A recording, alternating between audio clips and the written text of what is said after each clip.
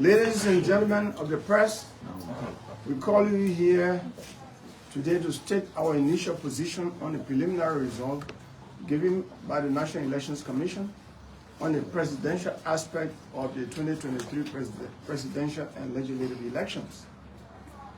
First, we are very grateful to all Liberians who supported us morally and financially, as well as those who voted for us. I want to make specific reference to the various Liberian groups in Liberia, the United States of America, Canada, Europe, Australia, and South Africa, as well as LPP USA, for the tremendous support that we received during the entire electoral process. The 2023 presidential and legislative elections have ended, and the results are being announced by the National Elections Commission. We call this press conference to speak about the result of the presidential election. There were 20 presidential candidates, 19 representing political parties, and 1 an independent candidate.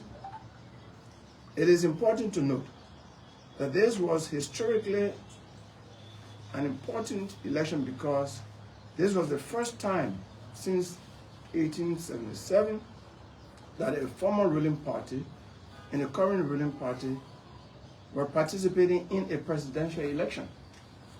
In 1877, it was the Republican Party, a current ruling party, and the Tiawan Party, a former ruling party. In that election, the Tiawan Party won and remained in power until it was overthrown by the military on April 12, 1980.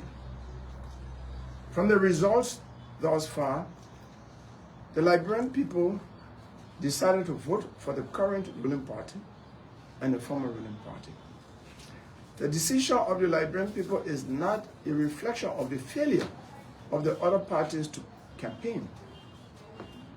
We can say without any fear of contradiction that our party, the Liberian People's Party, campaigned tirelessly across Liberia and explained its 10-point agenda for better Liberia. Our agenda focused on strengthening the rule of law, combating corruption, providing critical life-changing social services, and decentralizing the economy in order to create jobs all over Liberia and expand the revenue base of Liberia.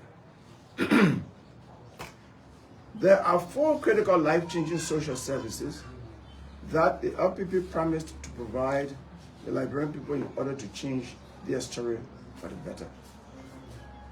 They included the following. 1, free, quality, and compulsory education for all Liberian children from kindergarten to 12th grade in all public schools and to heavily subsidized private schools. Also, in the area of education, the LPP promised to provide free adult education and free technical and vocational training centers in the 15 counties for high school dropouts and high school graduates. 2, improvement of the health system and provision of free health services to pregnant women, children under the age of 5, and Liberians 65 years and above.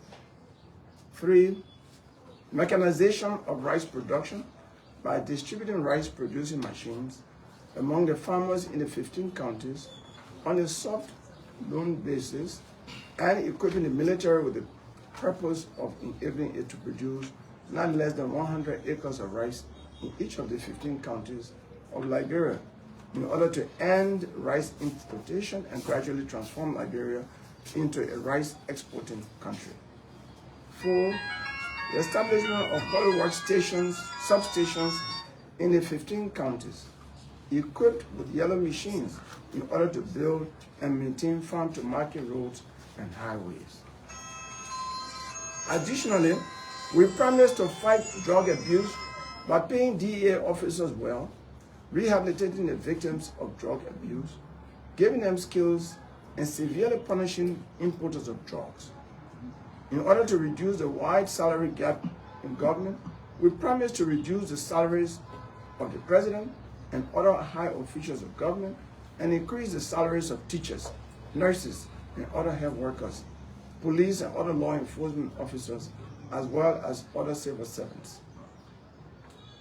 In order to create awareness among the Liberian people about the wide gap between the salaries of high-level and low-level public servants, we promised to publish the salaries of all government officials and employees. We further promised to create jobs and expand the revenue base of the country by decentralizing the economy through corporate tax reduction for the establishment of factories away from Monrovia for every 50 miles out of Monrovia. These life-changing steps, amongst others, were explained to Liberians in 354 communities, 14 states in the United States, and to all Liberians through nearly all radio stations in Liberia and Liberian media platforms in and out of Liberia. We participated in all debates organized for the presidential candidates and their running mates. However, from the initial results announced by the National Elections Commission and reports that we have gathered from our poll watchers and other sources, our party is now one of the two parties that is likely to win. It is clear that the presidential election will be won by either the Unity Party or the CDC. While the reports on the legislative election are still scanty, we can safely say that on the presidential election, the Liberian people have spoken and we respect their decision. Therefore, we call upon all partisans of the Liberian People's Party and non-partisans of LPP who supported us to accept our decision and remain calm and peaceful. We call on all losers to accept the final result of the election when announced in the next few days by the National Elections Commission. No party, group, or individual should do anything to undermine the peace of Liberia. We sympathize with the families of those who lost their lives in the pre-election violence over the last few weeks and call on everyone to use the legal process instead of violence in order to seek redress for any complaint they may have about the election result. The broom is here forever because a better Liberia is only possible with the broom.